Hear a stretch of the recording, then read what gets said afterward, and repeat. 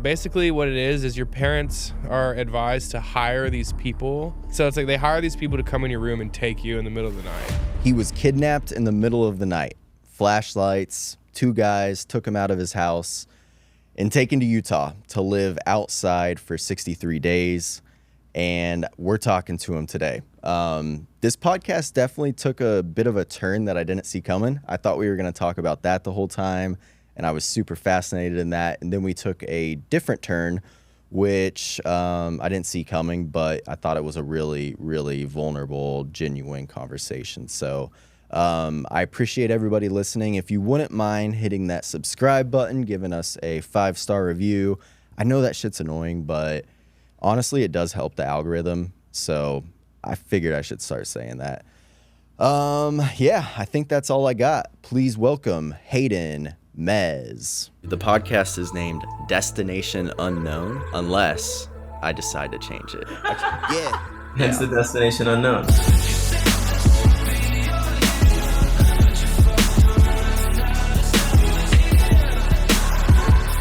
So let's just start from you go to bed. Yeah.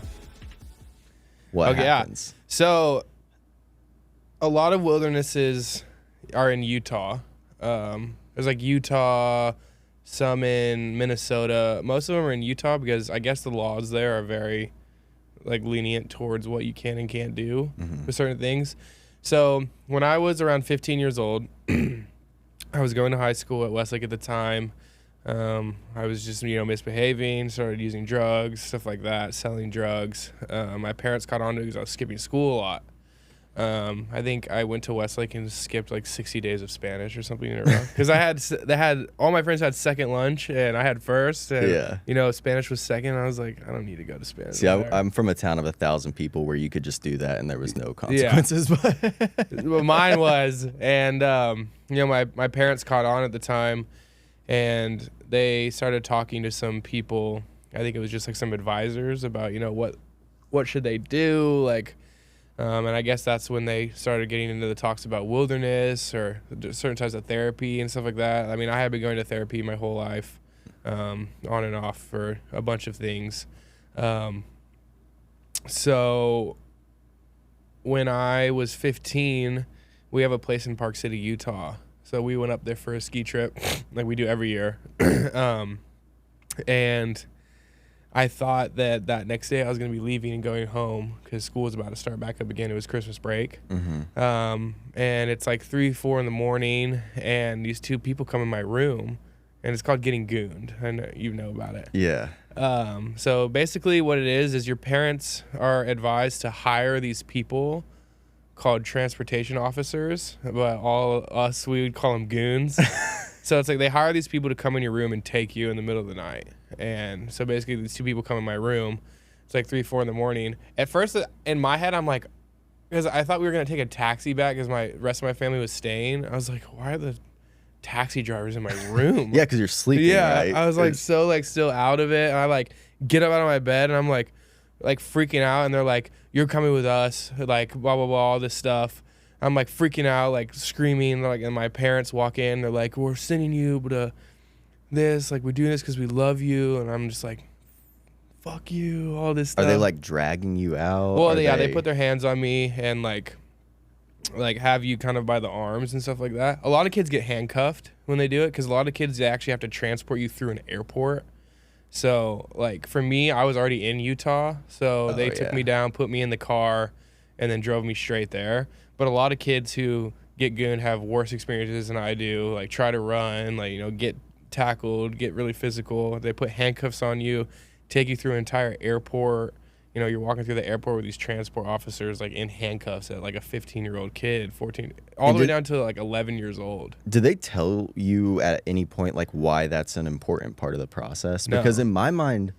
I think what they think is a lot of kids are never going to go willingly. So if you tell them, hey, you're going to go to this program, they're going to run away or try to get out of it in some sort of way. Because a lot of these kids, even myself, misbehave a lot, have a lot of, anger issues and...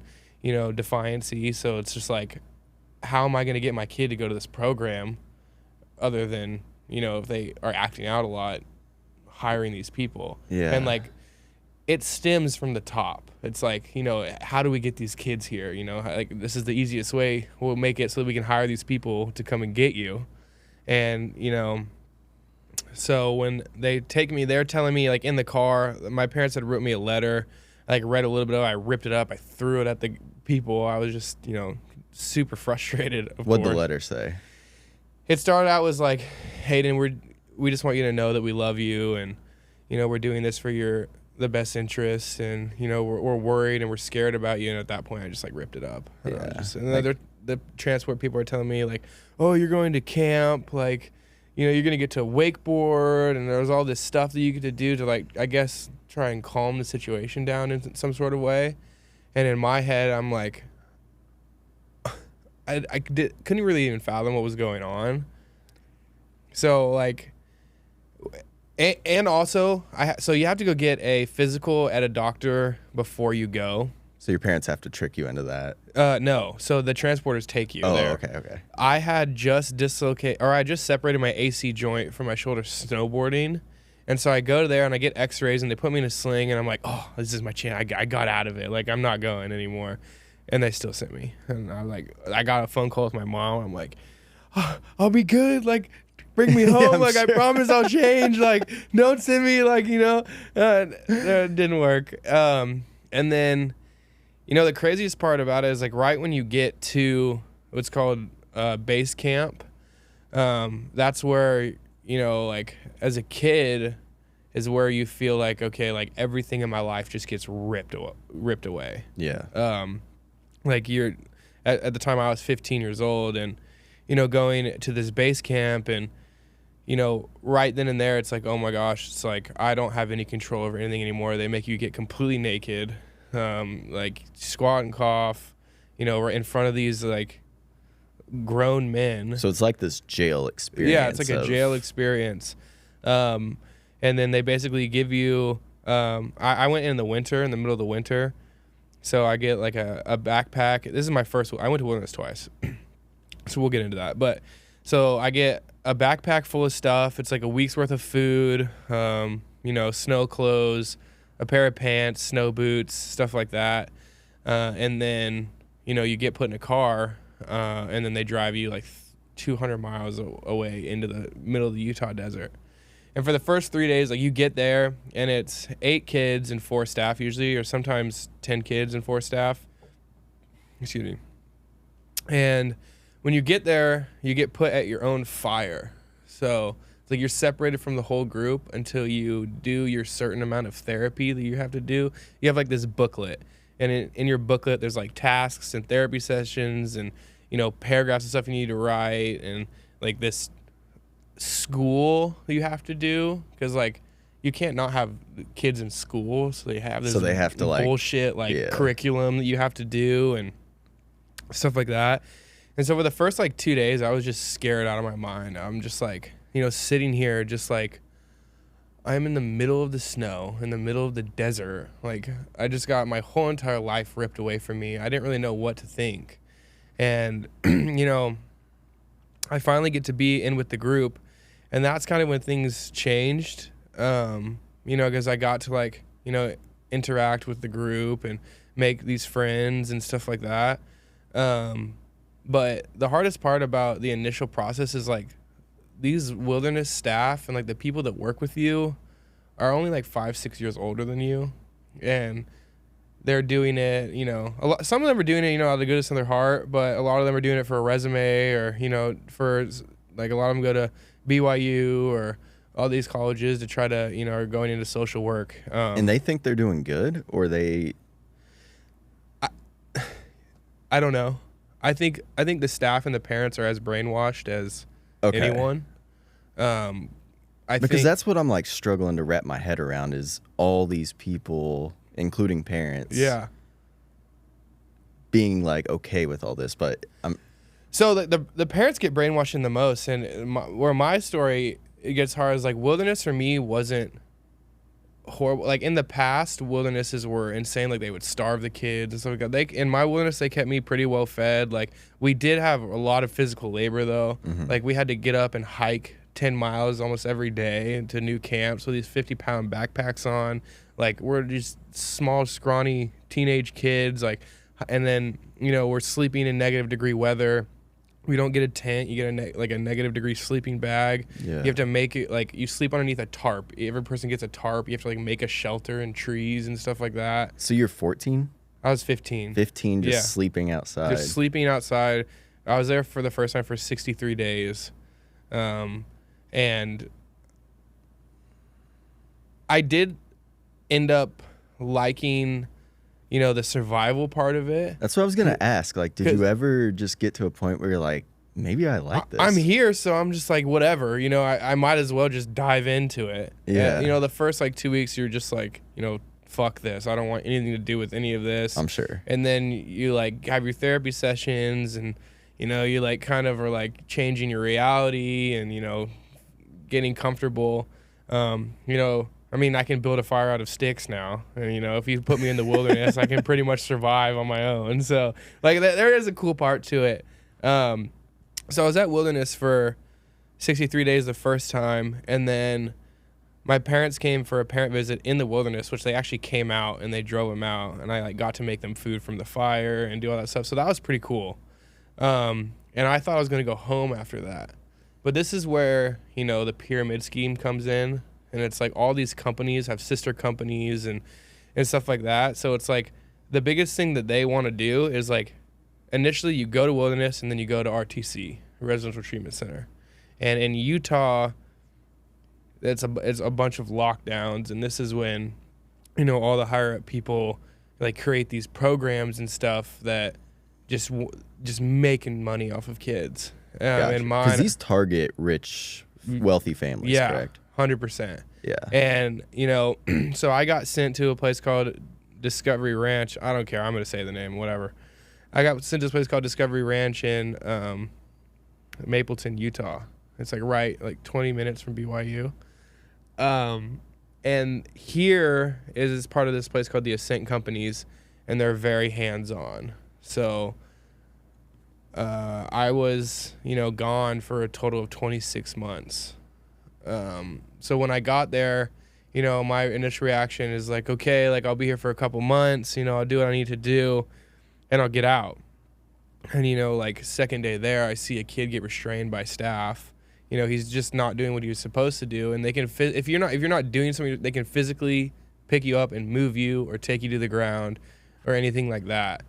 And right there, I was like, okay, like, I'm just gonna do what I need to do. Yeah. I just remember there was this one staff, like, you know, I went in there with the mindset of, like, being on this high, getting out of wilderness, like, doing really good, like, you know, I'm gonna go in here, do what I need to do, you know. So you did wilderness help then? Do you feel like it changed you as a? I think wilderness made me a really strong individual mentally. It's like, you know, if I can sleep out in the middle of the snow for 63 days and have no communication to the outside world and, you know, build these genuine connections with people and survive, I think wilderness really did help me in that aspect. But the treatment center is where, like, my kind of process of, you know, thinking about it completely changed. Okay, so go on. So, you know, in residential treatment, it's like their goal is to keep you there longer because they're just making money off of you. Right. And that's when, I don't know if you've seen the program on Netflix. Mm-mm. So it's basically, so they have the What About Wilderness on Netflix. The program is about the RTCs. And it's the same cult type of thing. You know, Paris Hilton's actually involved. She got her school shut down, Provo Canyon School, which was like a mile away from mine. You know, unfortunately, you know, there were kids there that were 13 years old all the way up to 17 that are, you know, getting restrained by staff. And, you know, there's a lot of people that work there that bring their outside problems in. And it's like when you work at a place like that and you're trying to help these kids and, you know, you pick favorites and you, like, it's never going to work. And it's just like, I tried really hard to, you know, keep a steady mind going into it. But there was just this one staff, I remember, like, every single day he'd come to work. He's like, I'm going to break you. Because I was like that perfect kid, like, coming in. I was like, I know what I need to do. It's like, I'm going to break you. I'm going to break you.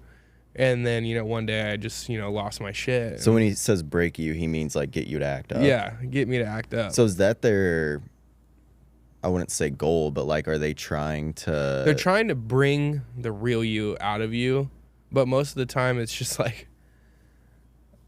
That seems counterintuitive if like you're trying to get rid of quote unquote the real you. Yeah. Like, and there are a lot of staff that I really did love, There's a lot of people that were there for the right reasons, but there's a lot of people that weren't also. So like what's your day-to-day there? Like you wake up. So day-to-day is wake up at 7 a.m. At my place, we raised our own calves. So everybody got a calf, and you'd go out and you'd feed your calf with a bottle. And so 7 a.m., wake up, go out, feed your calf. Then you do breakfast. After breakfast, you'd go do PE. Then you go back to the house and you do chores. And so everybody would clean and do what they're supposed to do. And then we'd have therapy group meetings from 9:30 till lunch. And then after lunch, we would have like a little bit of free time. And then we'd go to school from 3:30 to 8.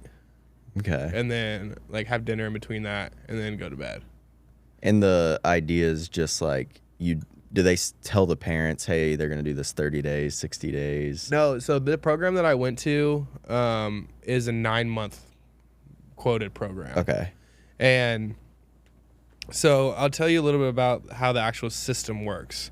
So there's a whole consequence system of 1 through 16, and then you can get put on grays, which is suicide watch, and it's like MS, and then reds, which is SOS, and then solitary confinement. So it's like if you're not doing what you're supposed to do or get like a consequence or stuff like that, then you're not allowed to talk to any of your other peers. You can only be with the staff. The staff have to watch you go to the bathroom. They have to watch you shower. They have to like do all that. I ran at one point away from the program. You did? Yeah. That was one of the questions I had. Well, I'll get into that. But so like getting to know the program, I'm with like in my house there was 20 other kids. And like the first couple months there, it was like pretty smooth sailing until, I got comfortable and I got frustrated and I got annoyed and I wanted to leave and, tensions were building. I think the craziest thing to where my mindset turned was when one of my friends, he won't mind me saying his name, Tristan, he got restrained by a staff in the middle of school, and he was arguing with one of the staff in the school hallway, and he tried to walk away from the staff, and the staff, this is in front of everybody, grabs him by the neck and shoves him up against the door and is like choking him, and he's trying to get away, and he runs around, and then 2 staff tackle him over like this wooden table in the school area and just completely break the whole table. And like he's a 16-year-old kid going up against 25-year-old, 30-year-old men. It's like, and every kid saw it, and like right then and there it's like, how are we supposed to trust and like open up to these people and get help with our lives and trust our families and our parents and stuff when the people that are looking after us and taking care of us every single day are physically hurting us? Yeah. Because at that age, you probably think it's your parents doing it to you. And I didn't know that the parents were more brainwashed than the kids in all of this. It's like, I just felt so betrayed by my parents. I thought they knew everything that was going on. I thought all of this stuff. So how do your do they sit your parents down? Do your parents go to a meeting beforehand? Yeah, they have all like this website, this glorified website about it, and all these brochures and, pictures of kids going, white water rafting and doing all this stuff. And like, if you get to a certain level, you do get to do that stuff. Yeah.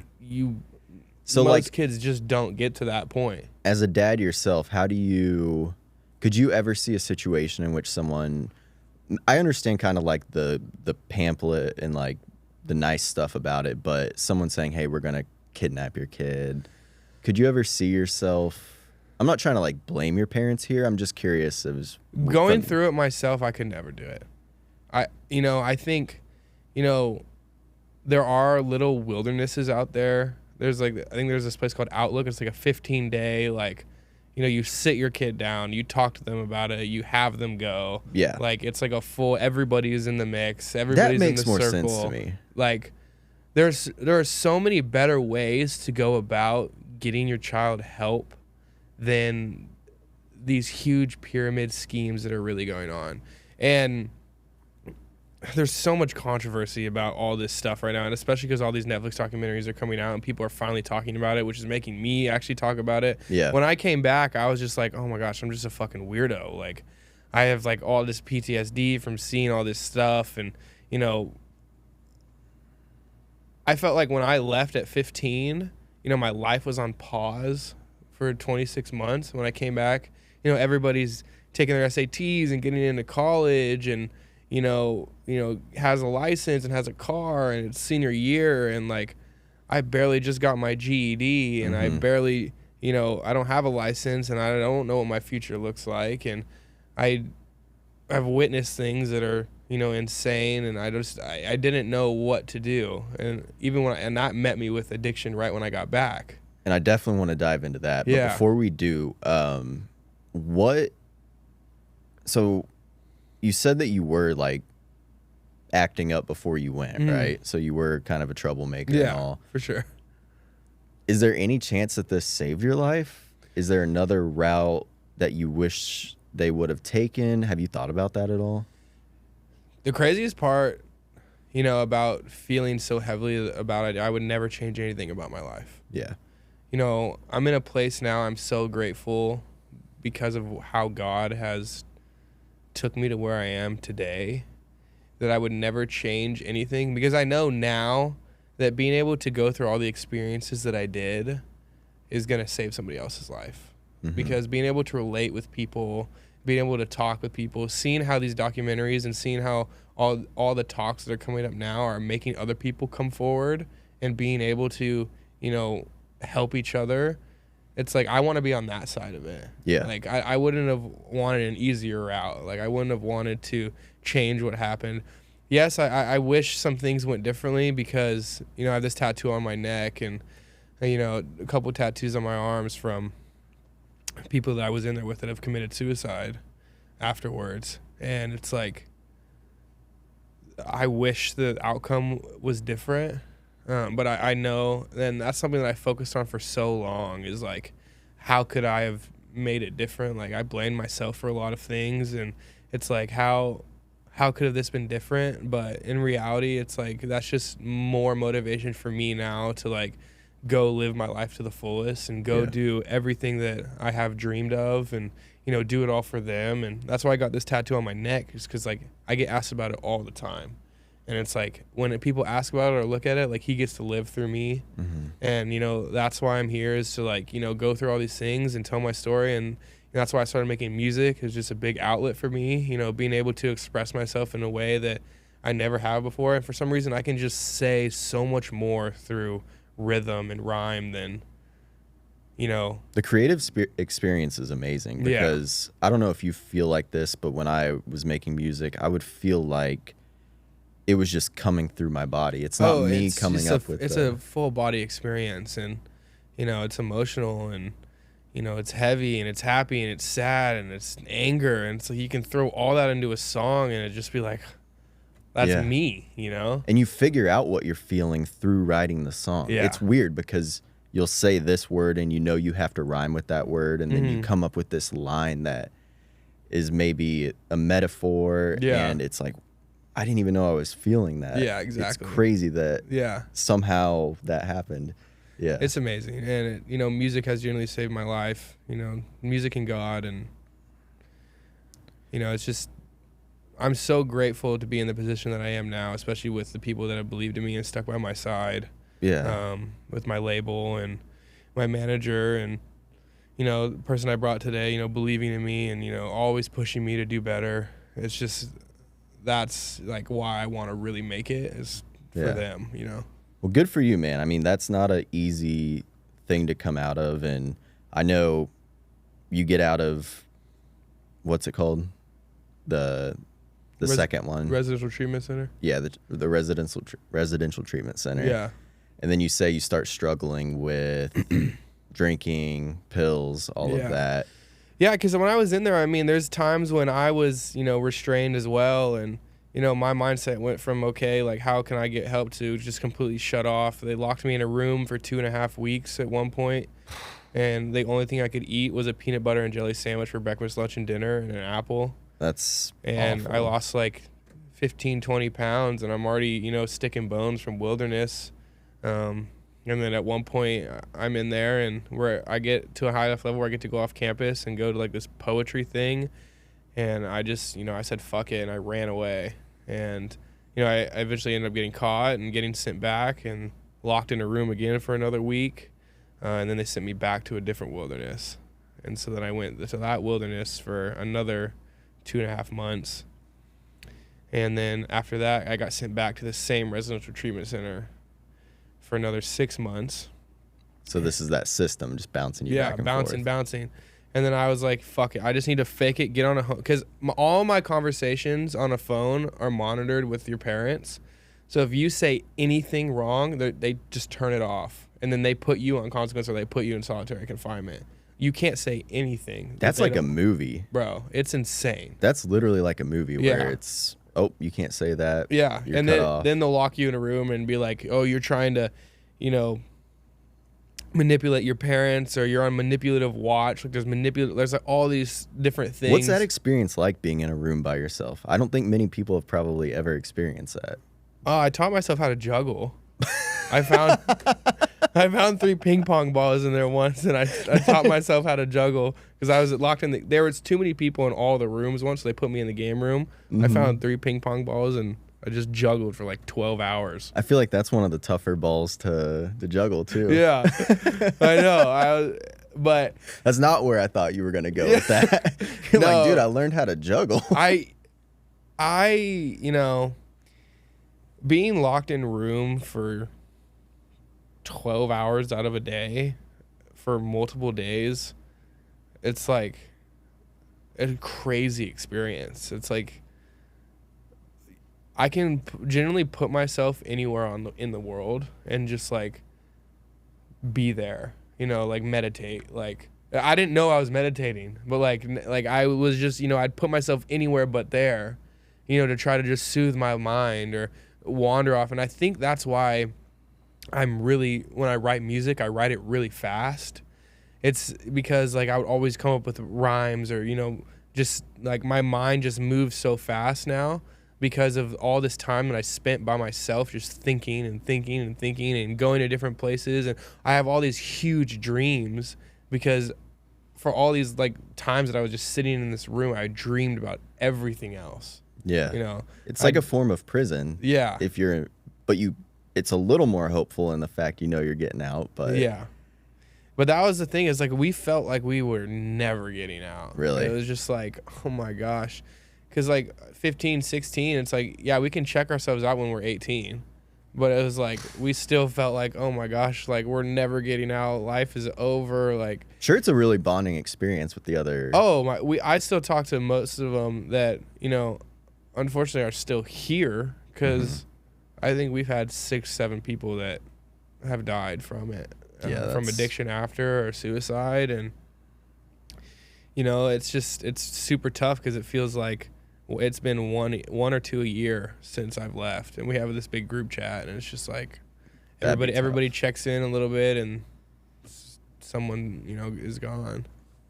So they just don't respond, and that's kind of... It's not that, it's just somebody will send in the group, it's like, hey, did you hear about blah blah blah, or hey, like, look at this news article or something like that. And it's like, holy shit, it's just like flies dropping. It's crazy. But that kind of stuff is where addiction comes in. I mean, like we look for comfort, we look for anything to make us not feel what that's what I'll get into when I got back, being gone for 26 months and feeling like my whole life was on pause. And when I get back, it's like all of my peers are just go, have their whole life set in front of them, know what they want to do, know what they want to major in, know what even company they want to work for after.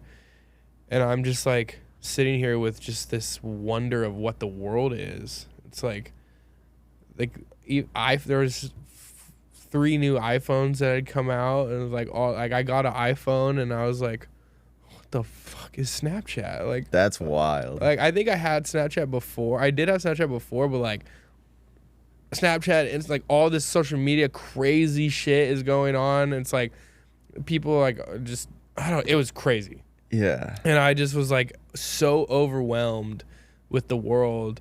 And, you know, as soon as I got back, involved myself with the wrong people, and got really addicted to Xanax, like as soon as I got back. But that was also, I felt so good because it took me away from all of these thoughts of, you know, feeling different and, you know, feeling like I didn't fit in, which also stems back because I was adopted. And so like that was something I struggled with my entire life, was just this adoption issue and, you know, this feeling of acceptance and this need for validation. And, you know, when I'm taking drugs or using these pills or drinking and stuff like that, it's like there's not a really care in the world. It's like I can be whoever I want to be, you know, and yeah, there's going to be setbacks and there's probably going to be some things that I did that I regret, but at least I don't have to feel anything. Xanax is a scary one. Scary. Back in 2017 or so, I'd always been feeling something, but I discovered it was anxiety. That's what's kind of funny about mental. Yeah. You can live your whole life and not know you have it. Yeah. Because you can be a smooth talker, you can put on the mask and be a happy person, so you don't think that you have these conditions. Yeah. And they just, you know, asked me 4 questions, prescribed me Klonopin, Wow. and I thought, And it's crazy how they just hand it out like candy. oh yeah, just And it's just you're boom. killing people. And like that was one of the hardest things is when I got back, you know, one of the guys that was in there with me, he had a Xanax addiction and he moved to Austin and we had been in treatment together for 2 years. I had been taking Xanax heavy afterwards. I didn't know he was clean off Xanax. We started hanging out, taking Xanax, and a week later he overdosed and died in his bathroom. And so I took that on me for the longest time. Like I couldn't even go to his funeral. Like I just sat in my car and cried where I was. I felt like it was my fault for so long, you know, and just that just led to other things. And, you know, the craziest part about addiction is just like, there's this huge, people argue. It's like, oh, it's like your choice. You took the drug, like all this shit. I'm just like, people don't understand that like people who have an addictive mind and addictive brain, it's like people can just take that stuff and like as they're prescribed and be fine. And it's like they don't understand like what happens in your brain when you are a true addict. And you know, it's just It's like go time. It's go time. It's like I need more. Like I can't not feel this way. yeah. And you know, people who have overcome addiction, like I just hope people are gonna start respecting that more and just not trying to push shit on people and all this peer pressure bullshit and like all that stuff. It's just like these people save lives. Like your lives are saved. Like my life was saved, and it's just, you know, the craziest thing. And God works in so many wonders, but people don't understand what it's like. It's just Yeah. a constant, at least for the first 6 months, year, it's equivalent to like someone normal that's maybe addicted to Instagram, just going cold turkey off Instagram, but they still have the Instagram app downloaded and in their pocket. Yeah. That's what it's like. Yeah. Because we can get it whenever we want. I mean, for me, it was alcohol. And a lot of people don't understand with like the brain, it's like addiction is like this. It's like a spiral in your brain. And like you can be sober, but your addiction is still going. And it's like once you going like this and then you take that pill and it meets or whatever and it's over. Like Yeah, because once you like, I've been mostly sober for 3 years, but I have and it's like if I drink one night, 6 a.m. that next morning, my first instinct is like, let's go to the liquor store. yeah. Like it's just game on from right there. It's and, crazy. And you're right. It's always laying right below the surface. And people are like, oh, you can't have one sip or you can't have one drink. Or it's just like, bro, it's just a mindset. I hate, people say that all the time, bro, it's just a mindset. Like, get up, go to the gym. Like, it's just a mindset. I'm like, bro, it's not a mindset. Like, if that just opens a whole entire door and this demon inside of me wakes up and I'm just like, you get the fuck it's and you're just like, all right, let's just, you know, throw everything away. I mean, I had surgery 4 months ago and they gave me Oxy for the first time. I'd never had Oxy before. And I knew. I was like, okay, I got to be careful here. And on about my friend, I stayed with my friend for the first couple of days, and they would give me the pills. And it just made me feel so good. Yeah. I just wanted, I would be like counting down the hours. Dude. Be like, can we do one 15 minutes early? Have you seen the documentary about Purdue Pharma and Oxy? I haven't. You gotta watch it. It's crazy how they just have these people, and like it's like the Monster Energy drink girls. They hire them, like there's these hot girls, and they go to all these doctors and just throw them these pills to give to their patients, and it's like that's how Purdue Pharma blew up, and all this it's so fucked. It's bad, man. I mean, there's got to be I don't know the better way to manage pain or whatever, but they can't give you. I mean, they gave me like 90 pills. Yeah. For a surgery that hurt for 3 days. So I literally threw the pills away, but it's like 90 pills. Yeah. I would be, even if I took them as prescribed, I would be taking them for 4 weeks or whatever. Wow. It's insane. It's insane. And,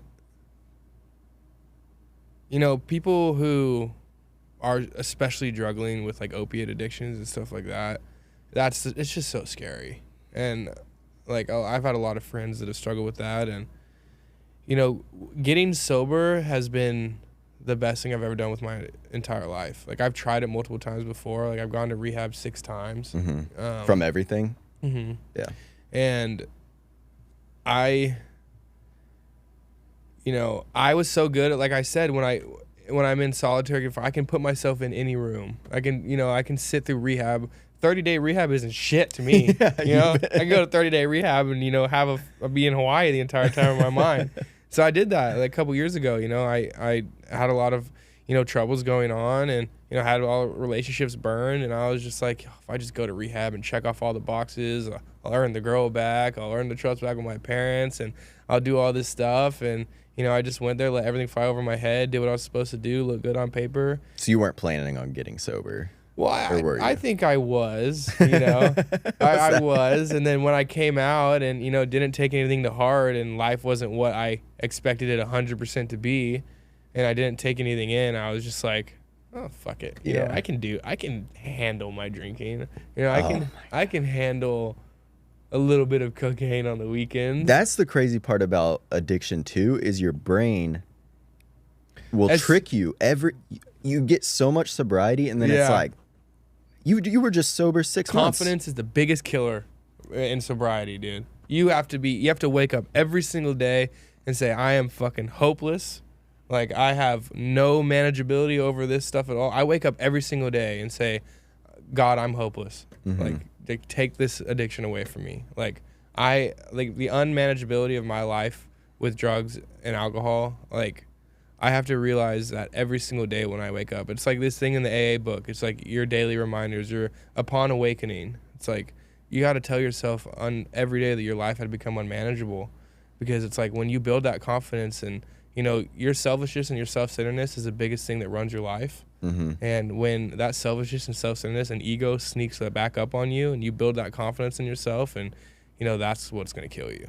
Yeah. And no one's better at having short-term memory than addicts. Yeah. We'll forget everything we're going to do. We're like, nah, man, like, I just went 6 months sober. I can drink one night, and then I'll quit tomorrow and go right back on. That's the biggest thing about addicts. I'll do it tomorrow. Yeah, dude. I got it tomorrow.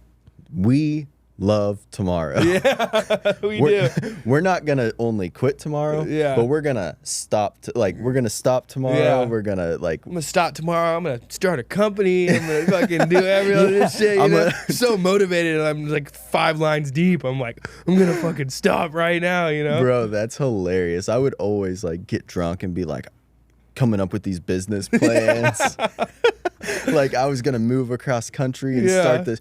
But the only way that you can do music, I can do the podcast, we gotta be sober, bro. And it's like too, like when I got signed last year, I was in the middle of doing 75 hard. Oh yeah. And I was completely sober, and those 60 days of my life right there were the best 60 days of my year. last year. I coincidentally met my manager, Quinn, wanted to do a house party with this rapper named Lil Tyler from Florida. And they asked me if I knew somebody, and they came out, and I just randomly, coincidentally met my manager now because he was his manager and wanted to come check out the house. And we got to talking, and I recognized him from some people that I used to work with. And I sent him some of my music, and, we just really hit it off. Calls me the next day, so we got to work, do all this stuff, and then, I signed with him 2 weeks later. We made my music video, and I was completely sober. And then I had my first show at Superstition, and I was, I was letting the ego get to me. Yep. I sold out my first show. I had everybody there. I had everything I wanted. We got car service, security. We got to celebrate. I was looking good, and I got drunk, and it spiraled from I see it now when I look back on it. I was sober until Superstition. And then I spiraled after that. And, thankfully I have the most amazing people in my life, like my manager and the label and guys like Sam and, people who, stuck with me through it. Yeah. And So it got bad? Oh, yeah, it got really bad. And this was 9 months? Or So, how long ago? My dad died a little over a year and a half ago. My dad died, and then my relationship ended with my girlfriend at the time, and then I started making music, and again, and then Superstition happened, and I don't think I ever really processed any of that stuff. Gotcha. I think I just put it all in the back of my mind, and try to just move on from everything and be fine, and then everything kind of just hit me. That rebound effect, though, from drugs and alcohol, once you come off the high, it's really, that's when shit hits hard too. Yeah. When you're healthy, you might not, I don't know, I don't want to speak for you, but you might have just been able to handle it a bit better too. I was able to handle it, but it, it's just for how long. Yeah, right. That's, yeah. And it creeps back up on you, and people can be, functioning alcoholics for 30 years. Oh, yeah. And then they, lose their whole house, their whole family, all their everything. It's just it's crazy how the cycle works. And going into rehab this last time in April, April of this year. I just was depressed. I didn't want to be here anymore. I just thought about killing myself. Like I said on the last podcast, just getting to the point of even, putting a gun to my head, and was just so angry at this world. You did do that? Yeah, just putting. And I'm sitting there. It was unloaded, and I just wanted to see how easy it would be, and it just angry at this world for all the shit that they put me through. And it's crazy how I can be in that moment and in that such of a dark time to now looking at being grateful for all of it. 3 months. 3 months ago? Yeah. Yeah. And it's my only explanation is God. And, I went to rehab and, became really spiritual and got really connected with God and back in, with myself and music and stuff like that. And just the people that were in there with me, hearing their stories too. People have had it so much worse than me, and hearing their stories and everything they've been through and their motivation to get better and change their lives, and actually listening this time, and going in there with so you were ready. Yeah, I after that I drove to my mom's house, and I wanted to turn around so many times, and I was just crying to my mom outside. I'm just Mom, I need help. I didn't want to ask for help again. I'd already been to rehab. I'd already done all this. That's probably why I spiraled so hard too, is because I didn't want to show people I'm struggling again, having to go back to rehab, having to ask for help again, putting my mom through more of that when her husband just died. But at the same time, it's I'm putting them through more than, what I actually think I am, because I'm not being honest and getting help and doing the things that I need to do.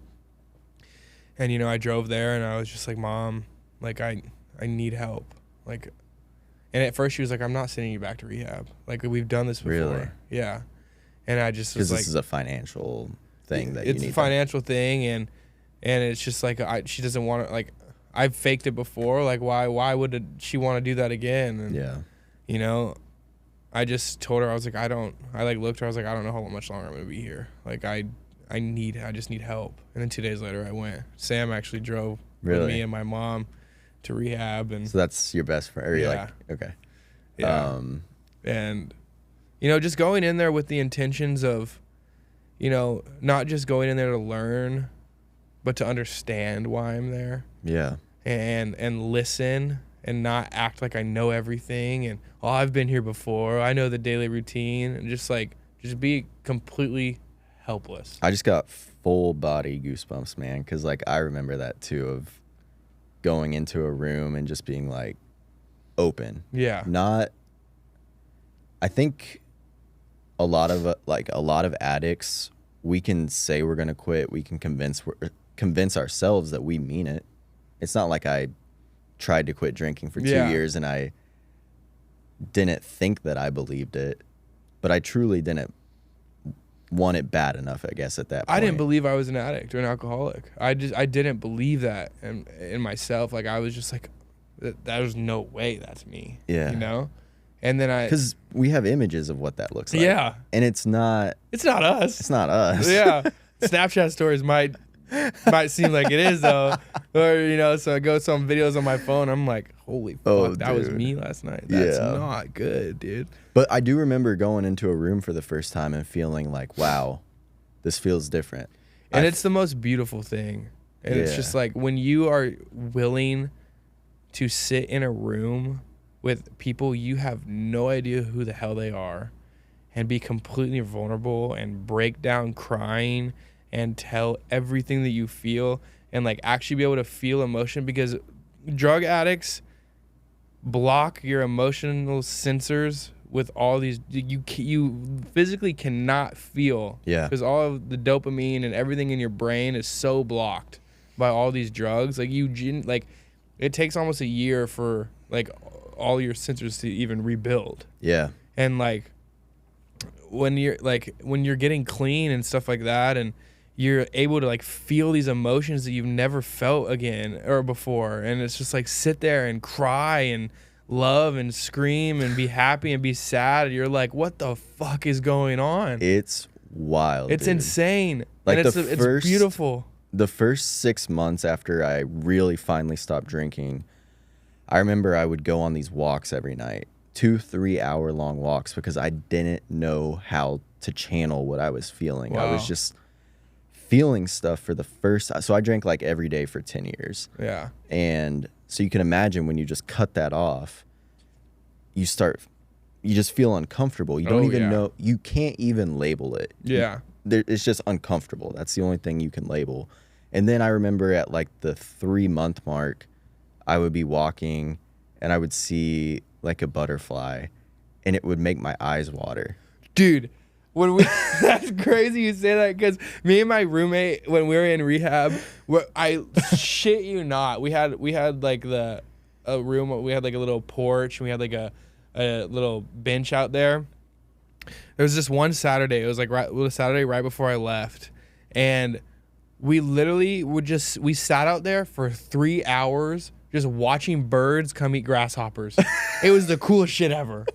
We were so fucking involved and interested and intrigued in these birds just coming and eating these grasshoppers, and we would like go in the grass and get grasshoppers, and we'd come and we'd throw them in the street, and it swooped down and we'd be like, yeah. It was the coolest shit ever. And then we were like sitting there, we were talking, we were like, bro, what the fuck are we doing? Like, and then like I remember this one day too, these clouds were just, it was like pure pink cotton candy over the hills. Every single person in the rehab center was standing on this one back porch in just awe. Yeah. And it was like, I was like looking around, and I was just like, none of these people would ever do this in their real life. Like, if they, like, nobody would appreciate a fucking pink cloud like this. We were all just sitting there just in awe. Dude, that's a metaphor. God's the pink creation. Cloud. It was just crazy. And it was just like, it reminded me that there's so much more to this world than yourself. Yeah. And that's just the craziest thing about, what God has taught me. It's like I've been so selfish and self-centered for so long that when I was able to open up my mind and open up my heart to everything but me, it gave me the opportunity to love me. And I wasn't, I struggled with that my entire life. Like I never felt accepted. I always needed physical and verbal validation from anyone, any relationship. And when I stopped trying to get that for myself and give that to others, I got it so much more than I could have ever imagined. Because it's genuine. Yeah. Like people can sense, I don't know how us humans can feel if something's real or not, It's but crazy, we do. We know. If you're posting a rented Lambo on Instagram, we know. I don't know how we know, but we know. But yeah, like when you're giving to others, when you're just in your natural state, not worried about what other people think, that's when all the magic happens. It's amazing, dude. And the genuine connections and relationships I have now and these conversations that I'm able to have with people, things that I would never talk about. And the thing that I love about Rehab, and it's like, we got to do that. We got to go in those rooms and have these conversations with random people you would never have and learn about all these crazy stories. And it's like, I wish everybody would just go to Rehab. Dude, it's a trippy experience. It's insane. I did go through outpatient, I guess, is when you just check in with someone and have like one-on-one sessions. But you're right. Like the random people you meet, or even if you're going to AA rooms, or if we got Sands Bar here in Austin. The sobriety community it's huge. Yeah. It's huge. And it's not what people think. Yeah. Like I'm sure both. Is it the Phoenix House or Phoenix? The Phoenix, yeah. Phoenix, yeah. If anybody is listening to this and they're wanting to be part of the sober community, there's an app you can download called Phoenix, and it just has all these activities, sand volleyball, meetups, groups, anything on there, and it's really, really cool. And I think a lot of people have a misconception about it. Like I'm sure you and I did, of sober people are lame. Yeah. They're boring. I'm seeing more people catch on now. Me too, dude. Yeah. A lot. I even got a text this morning from someone that's just like, hey, quit drinking. Just wanted to tell you, like, accountability. Wow. I get those texts probably once, twice a month. Yeah. And they're not always alcoholics. Yeah. I've had a lot of people too. It's like, reach out and be like asking questions and, wondering, why I got sober and why I did all this stuff. And, in hopes, with my answer to spark something in them. Yeah. And it's crazy the amount of people that actually are coming to me and talking to me and asking for help now. It's cool. And it's just like, wow. It's like, that's why I'm here. It's like, do this and help these people and, be there for them. And, when before it was all about me. And now when it's all about them, I'm happy. It's crazy. And it's just like, when you drop your ego and, put God first and, really let other people's lives impact you rather than whatever you want. It's just, I don't know, it's beautiful. With your sobriety and like dating and sobriety and all that, have you been surprised how well it's been received, or have you had any pushback on it? No, I haven't been in a relationship since I've been sober, but I've gone on a couple dates or whatever, and I've talked to a bunch of people, and I'm just like, yeah, I don't drink, and most people look up to it, and they're I'm glad you said it. I want people to know that. Yeah. That people, and part of this is, I think, being a sober man. Yeah. I do wonder sometimes if like men are maybe a little turned off by a sober woman. Of course, dude. Which is shitty. Yeah.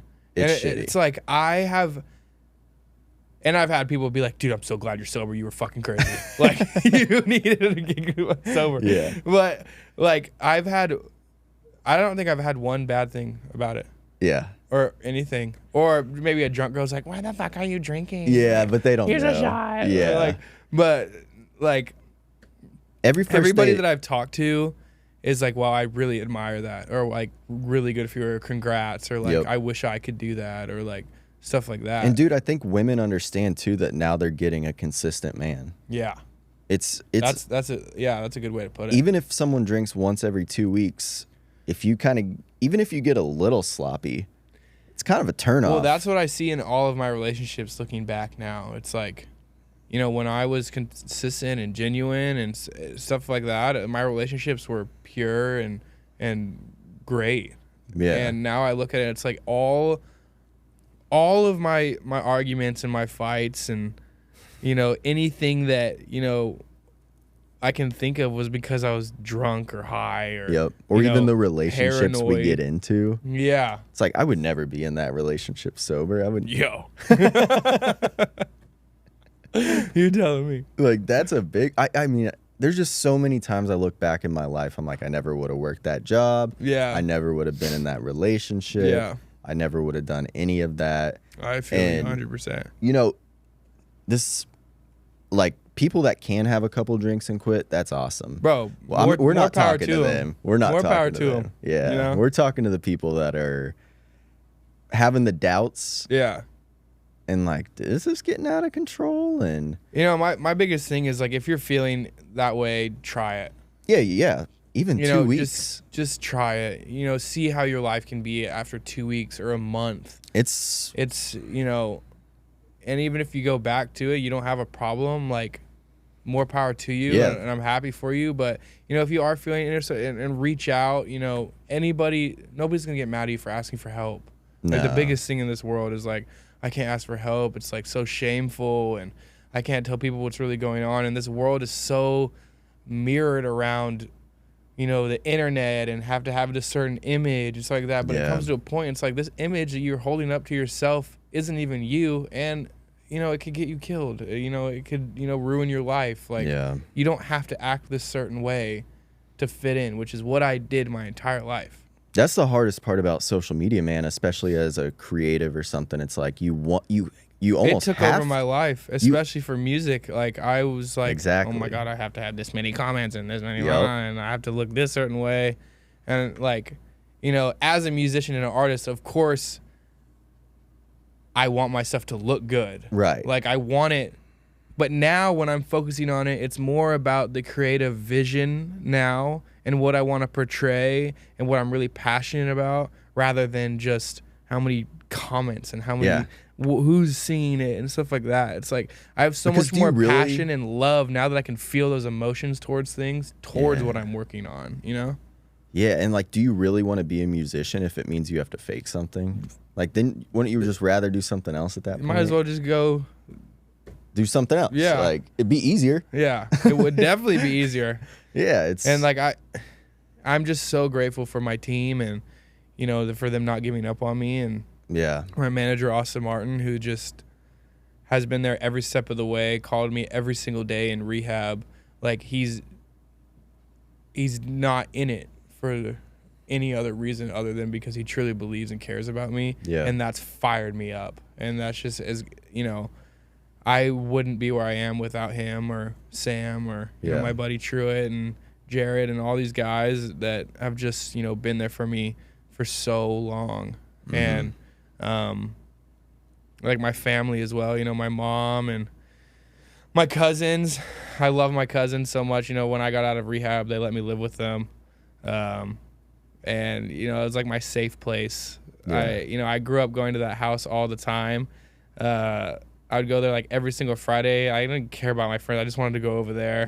We would go wake surfing, and we put a trampoline in the lake, and just going over there just reminds me of just like the craziest moments growing up. And when I think about those times now, and kind of with like how it compares to sobriety, it's like now when I'm like having fun with my friends and doing things that I really love, I'm kind of feeling that I did was as a kid.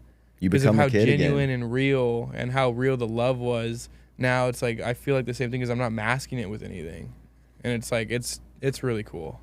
That was one of the things that I would always say at the start of sobriety too. Is you get your kid-like spirit back. Yeah. You want to pick up a instrument and learn it as you did when you were a kid. Yeah. You want to go explore the woods. You want to go do these random things that for some reason, when we grow up, and I don't know what it is about even drinking or drugs, it just makes you think like, that's not cool. Yeah. That's not cool. But like, honestly, if I could be a 50-year-old dude, like running through the forest, woods. Yeah. like that's pretty. I'm doing it for sure. Yeah, like that. Jumping out of an airplane. I'm not doing that, dude. Let's go skydiving. Come on. Huh? You want to go? No. Yeah, you do. I don't. Yeah, you do. Have you done it? Oh, yeah. Is it peaceful? Bro, it's like... I've heard it's peaceful. It's like nothing you've ever experienced. It's insane. And you don't feel like you're falling. You don't, because the wind is pushing you up. You just feel like you're there. You don't get that feeling in your stomach like on a roller coaster or anything. Yeah, you don't get that at all. You're just like... Dude, my your palms are sweaty already? My palms are damp as hell just hearing you explain. I don't do heights, man. Like, a work trip, we're going to New York City. We're on the 59th floor. I've been thinking about it every day for 2 weeks now. Oh, no. Oh, man. When are you going to New York? August 19th. Okay. You gonna be up there? I go up tomorrow. Yeah. How long you staying? Only till Thursday. Okay. So. Gotcha. Well, cool, man. Let's wrap it. That took a spin or a turn that I didn't see, but that's why I don't like to plan the podcast. Dude. Yeah, no, I loved it. I appreciate you having me on. How can people find you?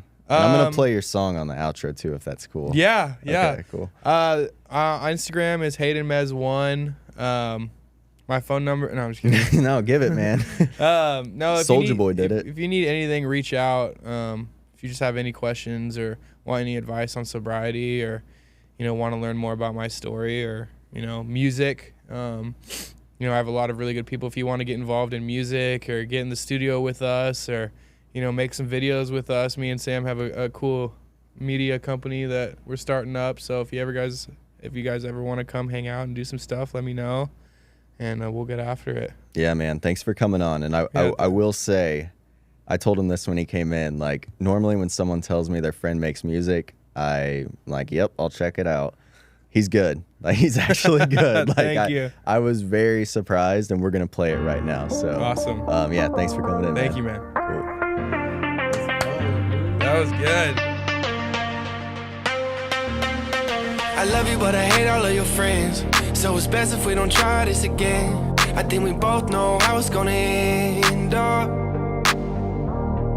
You saying all these things right to my face. A list of things that you want me go and change.